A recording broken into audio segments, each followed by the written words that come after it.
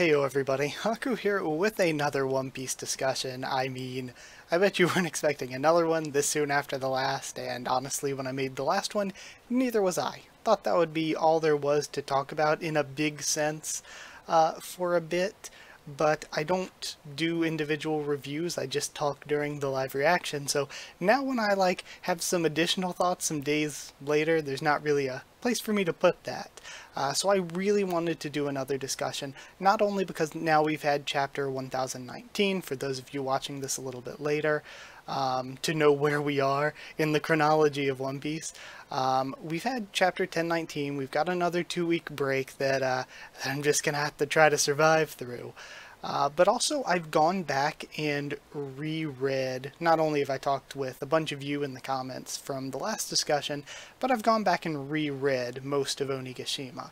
So from that I have a lot more thoughts, a lot more deep and nuanced thoughts I think than I did last week, and the four big topics that I want to get to in this one are talking about Yamato and Yamato's devil fruit a bit more now that we've gotten a little bit of a glimpse at the hybrid form. I want to talk about Carrot a bit more because, again, talking with you all in the comments, talking with people on Twitter and everything, I've gotten, I don't know, just more thoughts. Because I'm talking about those two, and it's kind of a hot issue right now to talk about who might be a new Straw Hat, I'll also probably need to talk about Momonosuke and Tama a little bit more, but my opinion hasn't really changed that much. I just have some deeper thoughts.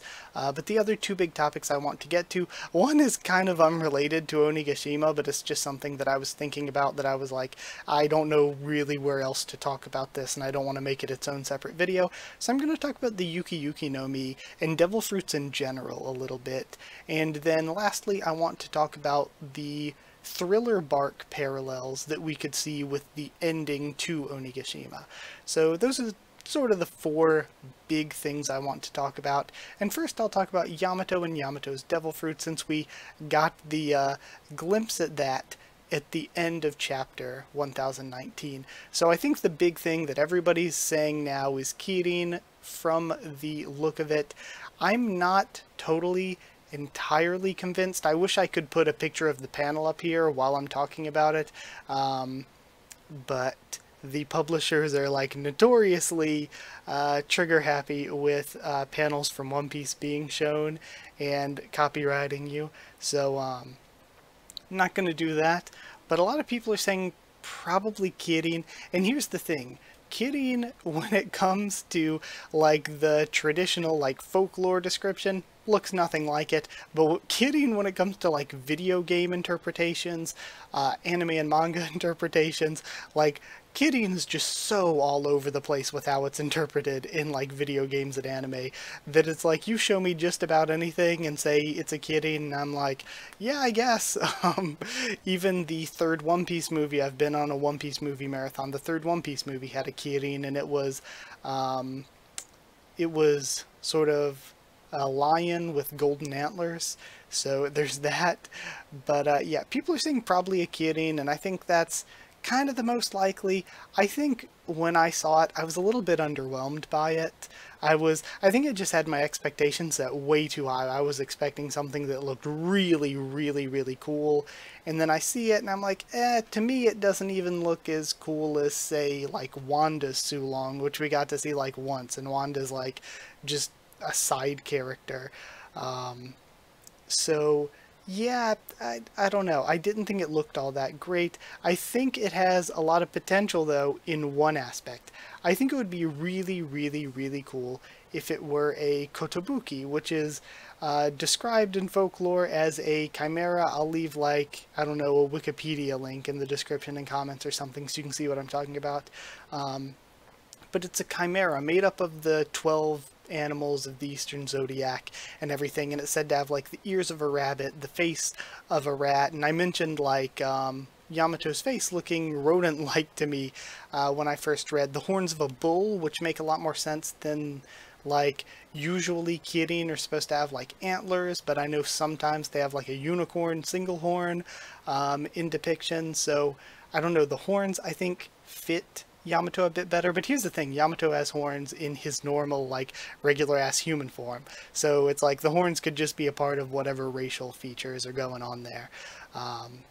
so that might not be like part of the devil fruit whatsoever. So gotta kind of take that with a grain of salt. One of the features mentioned with the Kotobuki is like the arms of a monkey, and I was like, okay, that makes sense, because I thought the arms looked really strange and long, but really cool. I actually like the way the arms look on Yamato's hybrid design. So I was like, that could be a really cool thing if it's a Kotobuki, because it's more obscure, and not only is it more obscure, but it's also, I don't know, more unique in the fact that it could be really cool if Yamato can be like, okay, arms of a tiger, and just start clawing at people, hooves of an ox, and then start kicking people, and like just use different traits from the 12 animals of the zodiac. I think that would be a bit more creative, because the Kirin just feels like it's kind of like when we got introduced to Sengoku having a Buddha devil fruit, and it's like, so what, he just has like god powers or something?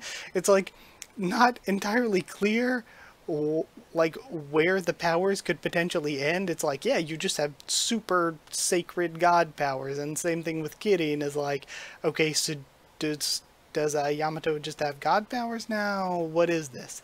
Another reason why I don't really like the Kirin thing is, again, talking to more people and rereading, I've seen a lot more complaints about Yamato, and I'm trying not to be too negative or anything, because I like Yamato. I want to like Yamato even more than I already do. And we're still waiting on that sad backstory, which I think we're getting very, very soon. Like I said in my reaction, I think that Kaido is about to just wallop Yamato back into the sad backstory. But one of the big complaints that I kind of agree with now after rereading is like, a bunch of people are like, imagine Thanos' third child just comes in the last few minutes of the last movie to help defeat them because they want to, out of nowhere. And it's kind of true. We've had this Kaido stuff built up for a while, and even throughout Wano, I really feel like we should have had some hints at Yamato throughout Wano, some slow build up there, because we were in Wano for a while. We had plenty of time to do it. But we just get thrown Yamato right here on the brink of Onigashima. And not only do we just get thrown, oh hey, Yamato has a son out of nowhere, but also this son's a good guy and wants to help Luffy. Yeah, it's kind of out of nowhere. I'm not going to be too critical of that, because it's like, it's one thing where people can be like, you're being, what's the word I'm looking for here, hypocritical, because you would complain about that in other series or something, but I feel like the difference is, with a lot of people, One Piece can get away with having a bit of benefit of the doubt. It's like when other series don't have writing that's that tight, or have made mistakes in the past, and you see something like that, you're like, okay, I'm a bit weary of it.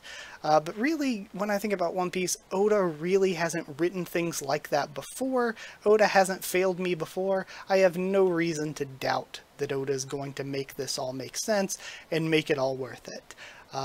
So I don't really mind that. But it's like one of those things where we're just getting thrown, Yamato has a son. Yamato's son is a good guy and wants to help. Yamato's son now has god power mythical devil fruit, which we all kind of expected a mythical devil fruit, I feel like. But we're just getting thrown all this, and it's running the risk of feeling really Gary Stewish. People complaining Yamato stole Nami's face, Tama's backstory with Ace, and now Garrett's furry. But, gosh, I don't know. Again, I don't want to be negative until we see more, but I am a bit weary now. My biggest issue is I was disappointed, and this is, again, I feel like the biggest complaint I've seen, more so than what I mentioned before, was at the end of chapter 1019, I was a little bit disappointed that, again, we haven't had that much build up for Yamato. We've barely known Yamato, and not only have we barely known him, but we also don't have this build up for their relationship with Kaido. So if we had that build up beforehand, it could be like, aw man, Yamato confronting his father is this huge, incredible, really cool thing. But it's also, like, I don't know, not as strong as it could be, because we don't have that backstory. We don't have any reason to care too deeply about Yamato going after Kaido right now, because other than the Kairoseki, we're assuming, shackles, we don't really know like what their relationship is that deeply. So that's a bit weaker than it could be, and I find myself after rereading thinking that about basically everything about Yamato. I'm like, ah, that's a bit weaker than it could be. Ah, that's a bit weaker than it could be. Again, like the backstory with Ace and everything, I'm getting really off topic, but the backstory with Ace and everything, we just saw that kind of thing with Tama, and it was done better with Tama. But the biggest issue, to try to get back on topic, is that because of this Odin stuff, the Odin stuff's getting old. It's getting annoying. I've seen a lot of people saying that the Odin stuff's getting annoying, and it keeps us from learning about Yamato. And that's my issue, is even at the end of chapter 1019, they're like, oh, I'm gonna protect Wano because that's what Odin would do. And for most of Odin's life, Odin was like, fuck Wano, what's a Wano? And just trying like his best to run away from Wano.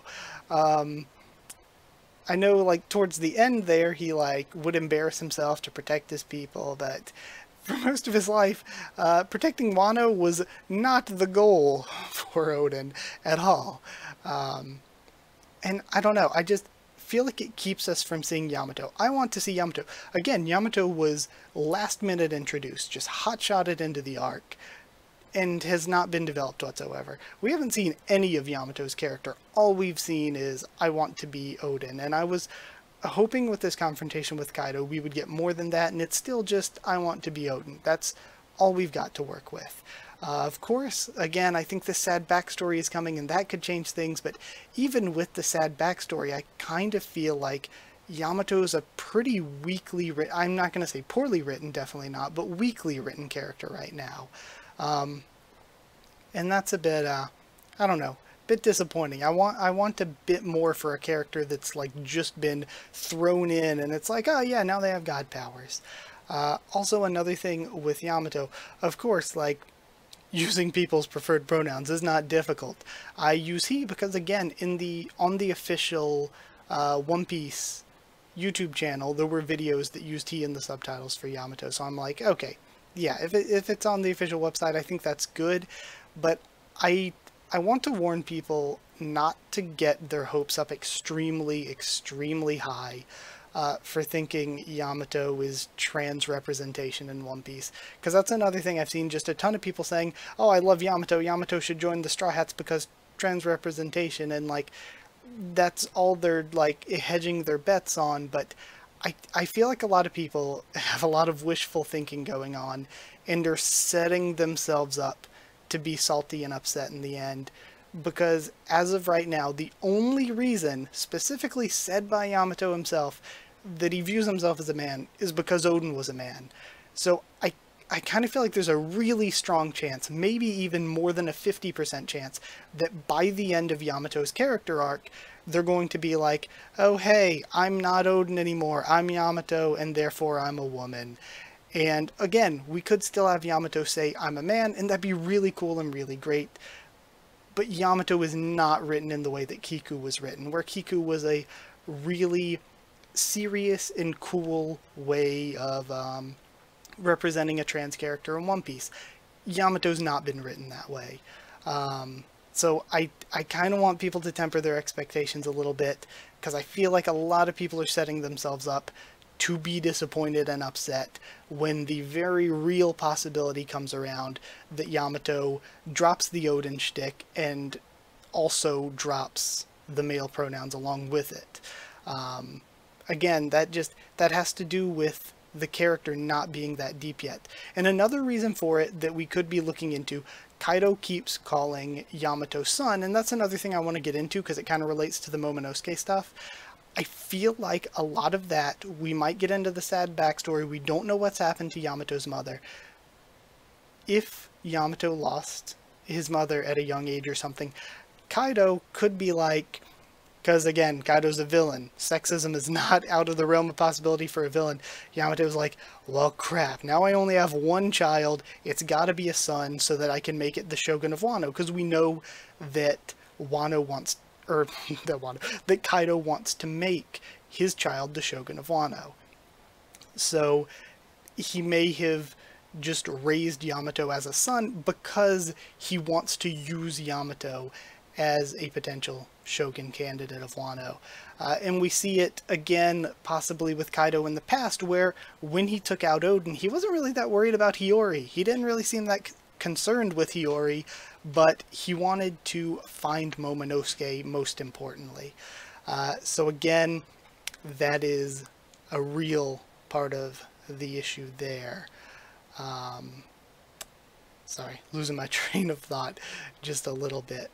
So again, that could be an issue. We have to get into the sad backstory pretty soon to see, but yeah, I guess that's where I'm at with that. So again, since I'm tying that in with Momonosuke, let's talk about Momonosuke a little bit. I think still, I'm only going to keep this very, very short. I think still that Momonosuke could go with the Straw Hats for a bit. There's precedent for it with, again, Buggy and Shanks in Roger's crew, or Nekomamushi and Inuarashi in Whitebeard's, I think. So there is precedent for having, like, the kid as the cabin boy slash girl for Momo and Tama. But I really feel like, especially after rereading and seeing Momo's speech after Kaido made the announcement that Luffy was down, and I got kind of emotional, started tearing up a little bit.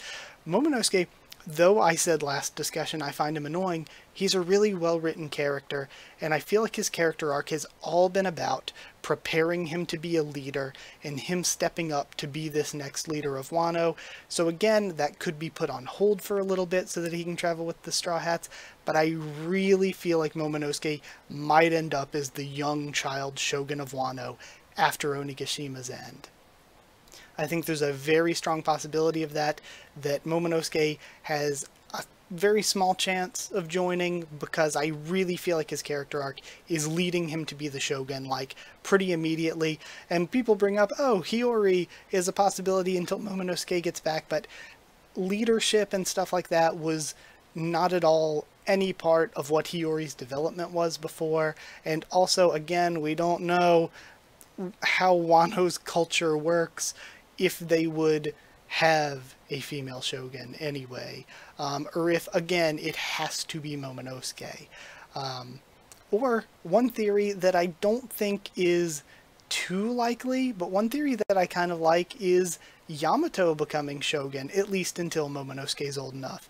Whether Momonosuke travels with the Straw Hats or not, I actually kind of like that idea of, like, Yamato as interim shogun, because it allows Yamato to be there for Wano in a way that Oden couldn't be there for Wano. So it allows Yamato to be almost a better Oden for Wano than Oden was, but also it would allow Yamato to do this thing that Kaido wants. Kaido's the villain. Kaido's part of his big evil plan is to, like, plant his son as the shogun of Wano. So Yamato would be doing what Kaido wanted, becoming shogun of Wano, but not in the way that Kaido wanted. Not as Kaido's puppet, but as a free person who will be there to open up Wano and just sort of lead until Momonosuke is ready for it. Again, that's not super, super likely, but I kind of like the idea of that, actually. So again, to tie in Tama with Momo really quickly, I love Tama as an arc character. I think she's one of my favorite arc characters in the entire series, but I don't really see Tama as more than that. I don't see Tama as more than a really, really good arc character. Again, the precedent is there. Tama and Momo could join as cabin boy and girl, but I don't necessarily see Tama continuing on with the crew after Wano. And another reason for that is because I seriously, seriously don't see Momonosuke doing that, and if they both don't join, I don't see one joining but not the other.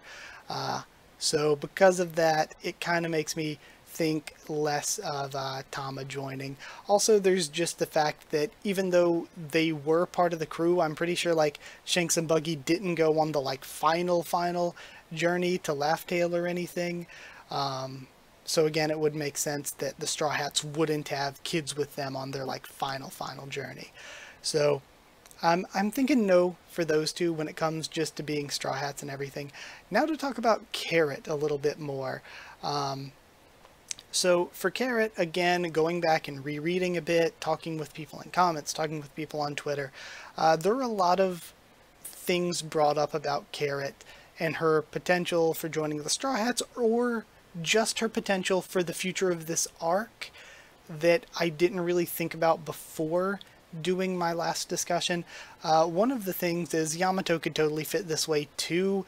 So could Tama and Momo. It's a little bit more of a stretch for Yamato, and a teeny bit more of a stretch for the kids, but Carrot already fits into this mold of a family that we have seen like from the beginning. It's like, oh, this person, like Robin's the mom and Frankie's the dad, we got Grandpa Brooke and like the younger members or the siblings and stuff, but we already have like Sanji and Chopper who have already like overtly treated Carrot like as a little sister.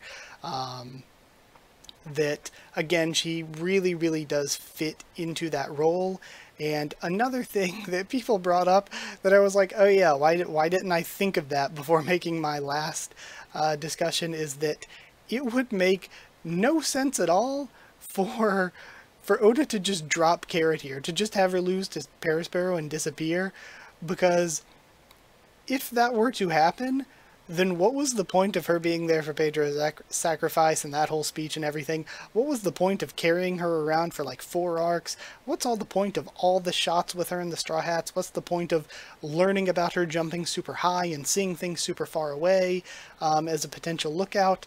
It would kind of feel like she's basically written too Straw Hat-ish to not be a Straw Hat at this point, to the point where it would feel very strange. Like Vivi had something to do after Alabasta, but Carrot not joining after Onigashima would feel very strange for her to have been around all this time and for Oda to have showed us all this stuff and then just have her dropped here.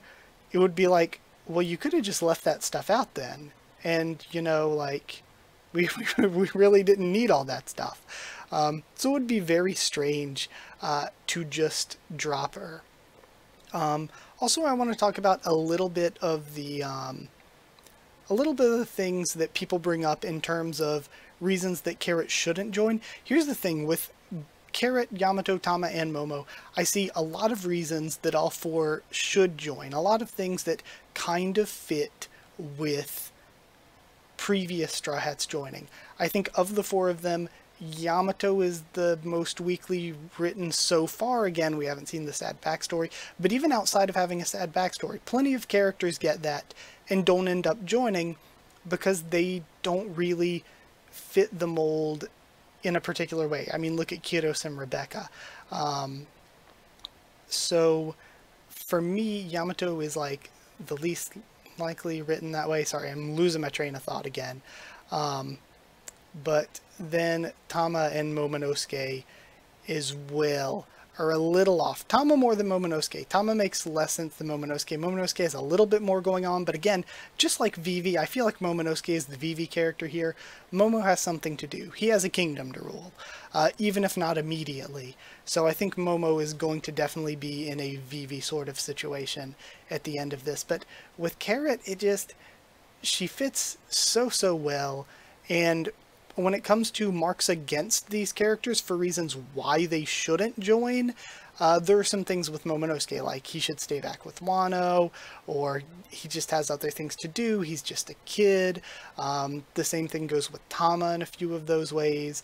I don't really think Yamato has anything against him joining particularly, but again, the case for them joining I think is totally the weakest.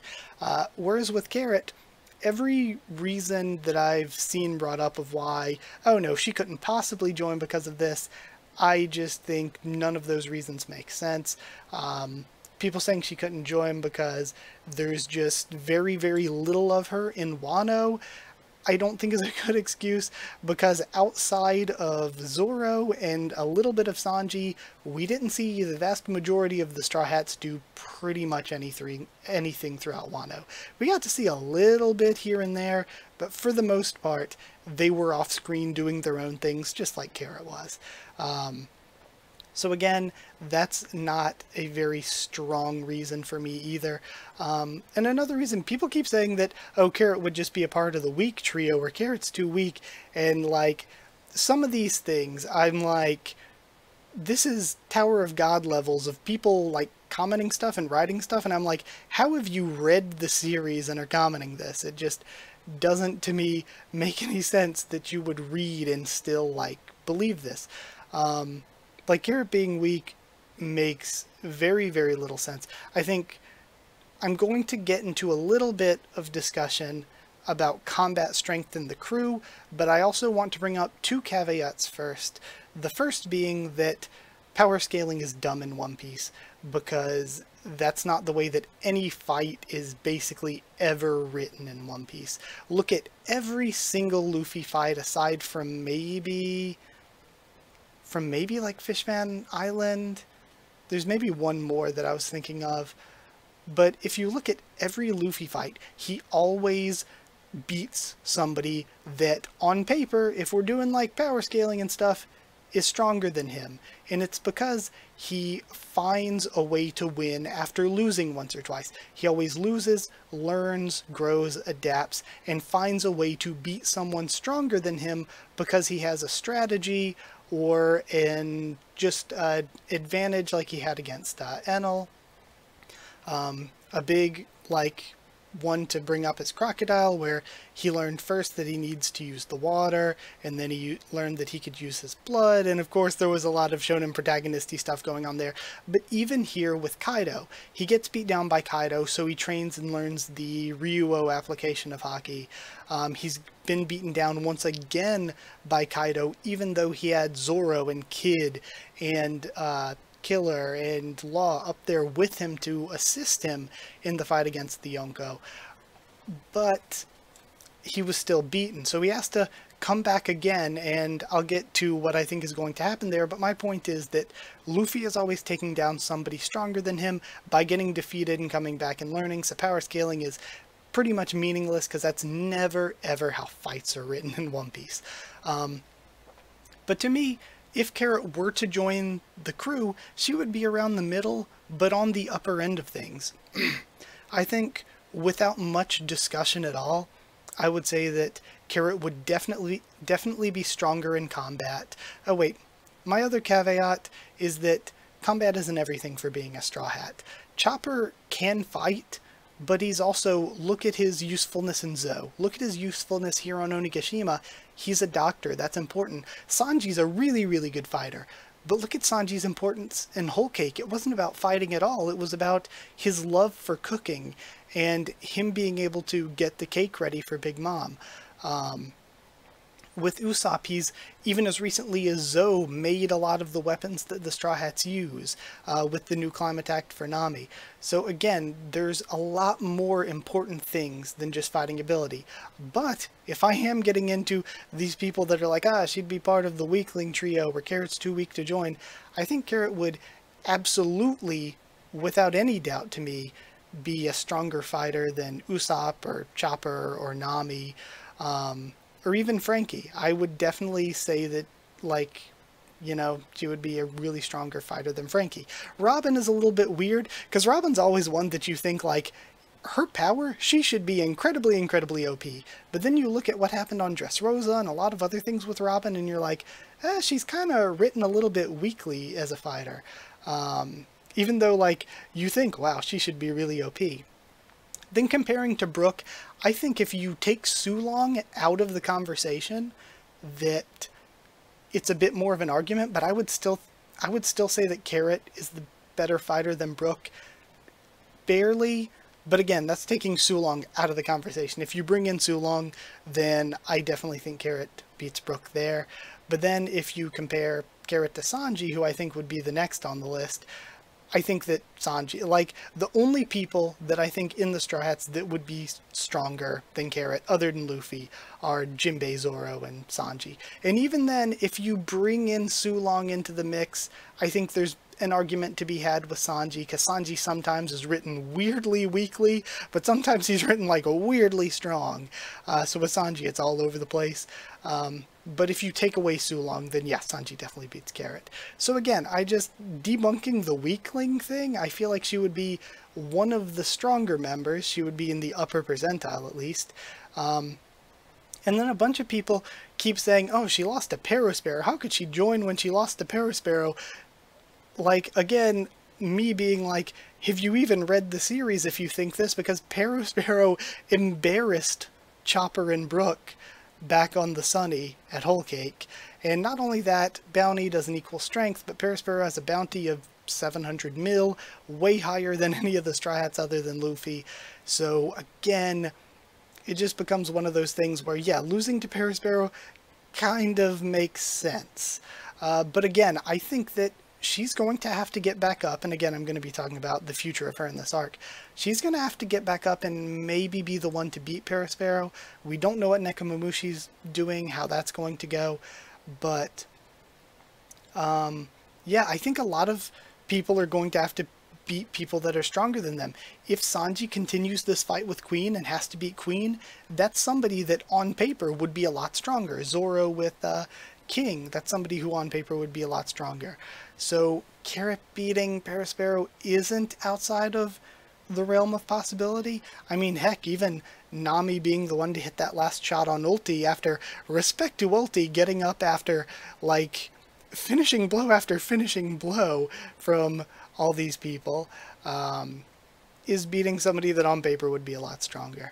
So we'll see how things go. I think the power-up for Carrot, though, a lot of people have said similar things. It's either going to be some sort of medicine or rumble ball that Chopper made because she has a closer relationship with Chopper, and because Chopper has seen Sulong, some sort of thing that lets her use Sulong for longer. Because Carrot being defeated by Perospero only happened after the moon was hidden by the clouds and the minks got sent out of their Sulong forms. So again, with that in mind, she had already lost Sulong by the time she had been beaten by Perospero. At least I'm pretty sure that's the way it goes. I just reread, but I don't 100% remember. Let's see. Yeah, that was the last thing I had in my notes. Also, I wanted to bring up with Carrot's Sulong form, that another reason to think that she might even develop on her own, like maybe even without the medicine, a way to do Sulong without looking at the moon, or a way to extend it. That would again make her a more valuable member of the crew if she joined. But one argument for it is we know that Peckham's was somebody who really couldn't control his Sulong very well, and he looked really beast-like, really monstrous. When we see the other minks go Sulong, most of them look really beast-like, really monstrous. But Carrot, even more so than Wanda, who looks pretty humanoid still, Carrot looks the most just regular and humanoid, even in Sulong.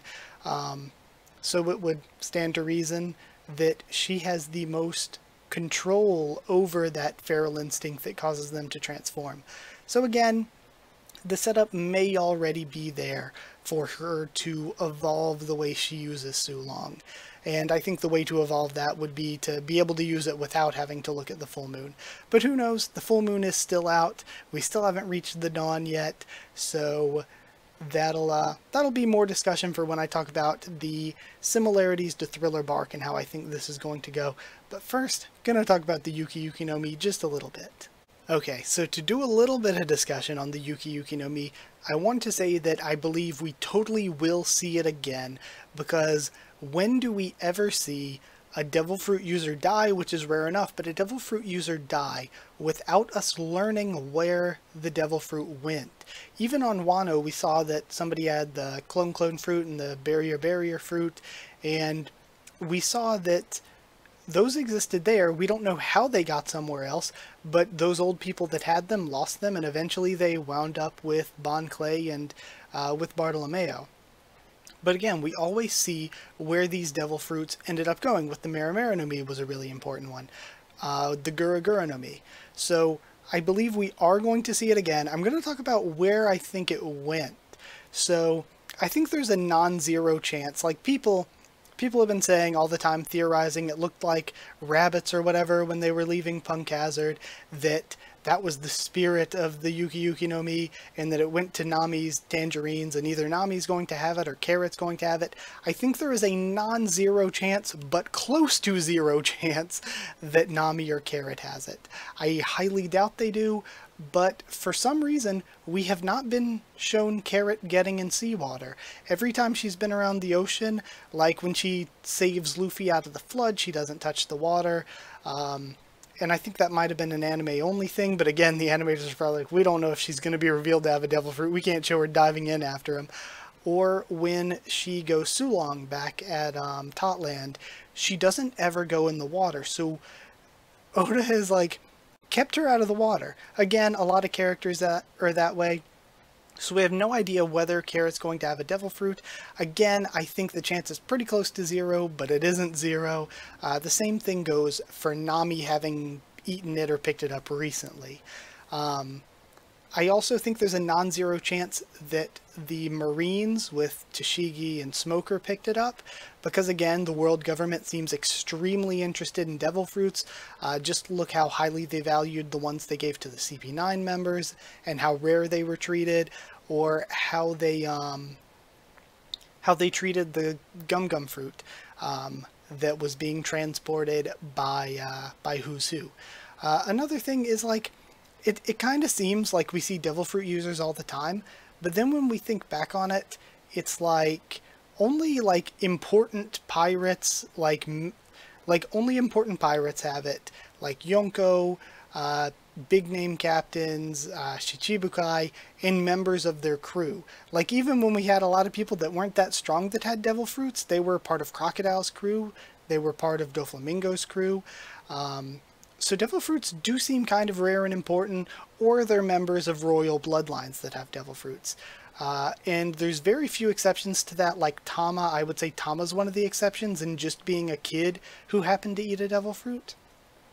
But most of the ones we've seen are kind of in the hands of important people, showing their rarity and all that. And especially in the early game, they were treated as really rare and important, up until around Alabasta. But because of that, we've seen the value that the military places on them, and it just makes me think that no one would be leaving that island without trying to collect a Logia fruit. Like, you would think that the Marines, if they knew Monet existed, would not want to leave there without it. A big one there is Doflamingo. Doflamingo ran there. Doflamingo knew Monet died. Doflamingo obviously valued devil fruits and knew how they worked enough that he was able to get his hands on the Marimara no Mi after Ace's death. So it stands to reason that Doflamingo, unless he had no other option, would not want to leave the Yuki Yuki no Mi there. He would not want to lose a potential Logia that could be under his control. But he gets taken back by, taken aback from the island by Kuzan, and Kuzan happens to show up there. That's where I think that the Yuki Yuki no Mi went, because we know that he has been working in some way with the Blackbeard Pirates. We know that the Blackbeard Pirates have been collecting devil fruits. They did it with Absalom's fruit. We know that Blackbeard himself is doing it. So to me, my prediction for the next place we're going to see the Yuki Yuki no Mi is with the Blackbeard Pirates. Whether Blackbeard himself has taken it, whether one of his crewmates have now taken it, I think that that's where it's gone. If I were to have a prediction, we never see devil fruit users die and the devil fruit just vanish from the story. So I feel like the Yuki Yuki no Mi is going to end up in the hands of the Blackbeard Pirates because of Kuzan. That would be my prediction. Though again, like I said, there's not a 0% chance that the Marines took it, but close to 0 probably. Not a 0% chance that Nami or Carrot have it. Pretty close to 0% chance though. But yeah, that was just something I was thinking about on my own, so I was like, I gotta throw that into the discussion, because it was just something on my mind. But lastly, I want to talk about the Thriller Bark parallels when it comes to the potential ending here of Onigashima. And one of the things that makes me think about this parallel is, though Luffy is the main character, though he was the focus, he didn't fight or slash Moria on his own. He had the crew there with him. You know, we have the wonderful opening 10, do you want to be my friend moment, where we have Brook and the rest of the crew all fighting against Oars slash Moria. So I feel like that's going to be how Kaido has to go. Luffy got one shot by Kaido before, learned Ryuo, still, even with the help of other members of the Worst Generation, ended up being defeated pretty soundly and easily, it looks like, by Kaido. We don't have any reason to believe that Luffy, who just struggled to beat Katakuri, who has gotten just trounced by Kaido twice. We have no reason to believe that Luffy's gonna all of a sudden have some power-up so powerful that he's going to beat Kaido out of nowhere. So I think this is going to have to turn into a crew fight. I think that's another reason why Nami, like, ulti's down, page 1 is seemingly down, Nami's still up at this point, Usopp is still up, Frankie finished his fight and all he lost was the Shogun, but his actual body is fine, Jinbei won his fight without much damage. There's a reason that all the Straw Hats are getting through this stuff and are still up. They still have room to do something, even though they don't have enemies left to fight against. And I think that's because all the Straw Hats are going to end up teaming up to fight Kaido, and then Luffy's going to show up, and of course Luffy's going to get the main attention because he's the main character, but I think this is turning into a Straw Hat crew versus Kaido and maybe also Big Mom, but Big Mom might fight Kid's crew and Law's crew together or something. But I think this is turning into Kaido versus the Straw Hats, not just Kaido versus Luffy. So again, I think that parallel is there, and that's why we have all the Straw Hats still up after their fights. Also, the reason that I even started thinking about this more deeply is a comment by Shinkai Atsuya, who mentioned, you know, do you think that the whole Zoro, you're going to feel double the pain afterward thing is going to be the New World version, the post-time skip version of Nothing Happened? And it kind of got me thinking about, you know, I don't think it's going to be quite the same, but that could be a reason that Zoro would be taken down after the Kaido fight. Because, again, I think we're going to have all the Straw Hats fight Kaido together. They're going to end up defeating Kaido because, again, I just don't see in the writing so far how Luffy could possibly be able to do it on his own. But with the Straw Hats working together, they defeat Kaido, and then afterward, Zoro's facing double pain. Everybody's going to be worn out and exhausted from fighting Kaido. And again, if Carrot joins in that fight, if we get to see potential Straw Hats, if we get to see Carrot join in that fight, if it's a group fight, if we get to see Yamato join in that fight, if it's a group fight, maybe we'll have other characters, because I feel like Zoro getting up, everybody's like, oh, he's going to fight King. He could get the finishing blow on King, but I kind of feel like Marco needs something to do, so we might just see Marco versus King. This setup that we had before where we're like, oh, it's going to be Sanji versus Queen and Zoro versus King, that might not actually come to pass. Somebody else might come along and have the fight with Queen, and Sanji might run up with the rest of the Straw Hats to fight Kaido. But again, who knows? We still have more to see. So, again, I think it could be really good if Carrot is part of that fight. We're during the nighttime right now. By the time the end of the fight gets there, she'll probably be worn out of Sulong, and the night will be ending, and Luffy could hit the final blow on Kaido right as dawn is breaking, and Carrot will get to see what Pedro meant about the Straw Hats bringing around the new dawn, about why it was so important for them to escape from Big Mom back on Whole Cake. She can see it very heavy-handedly as Luffy defeats Kaido right as dawn breaks. And again, that would fit with what happened in Thriller Bark, where Moria was defeated right as dawn was breaking, and then as soon as that battle was done, everybody was exhausted, Kuma shows up. Like, we're here, the dawn is breaking, Kuma shows up, and everyone's too exhausted to fight. What do we know about Blackbeard? Blackbeard said he was coming here. So Blackbeard could easily show up as soon as Kaido is taken down, maybe even want to steal Kaido's Devil Fruit, and the rest of the crew, after fighting a legitimate Yonko, they're going to be too exhausted to do anything to stop Blackbeard if he shows up. Or Kizaru asked Sakazuki, or Akainu, if he should go to Wano / Onigashima, and Sakazuki said, hey, wait on that until we know exactly what the situation there is. So, with that in mind, we could, maybe instead of Blackbeard, maybe it's Kizaru that shows up, and they're all too exhausted to fight back or anything, though I think Blackbeard fits that role better. So, again, I think that could be a mirror to Thriller Bark. The crew has to team up to fight the big bad.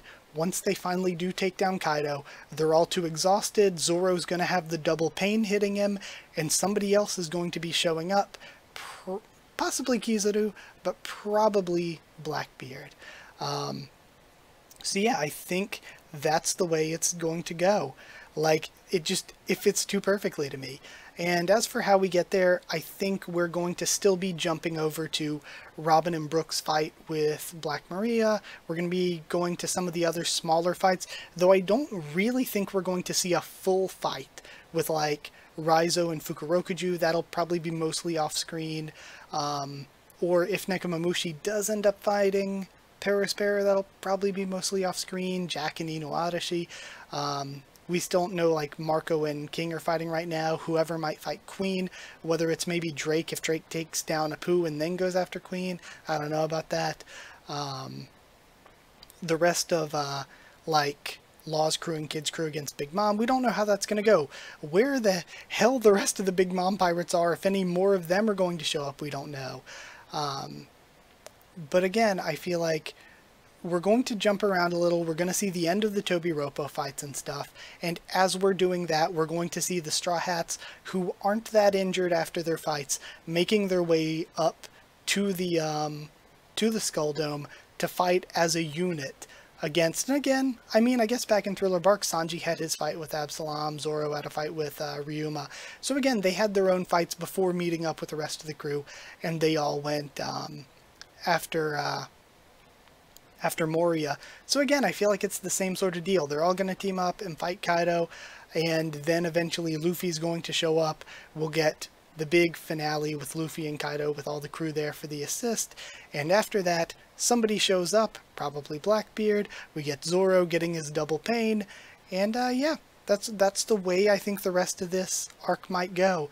And then whoever played a role in that crew fight against Kaido, whether it's Carrot, whether it's Yamato, whether it's both. Tama will probably get out of the way by then. Momo, I think, is already out of the way, off with Shinobu. But I think whoever was there as part of that crew fight will have a very good chance of joining at the end of the arc as a full member.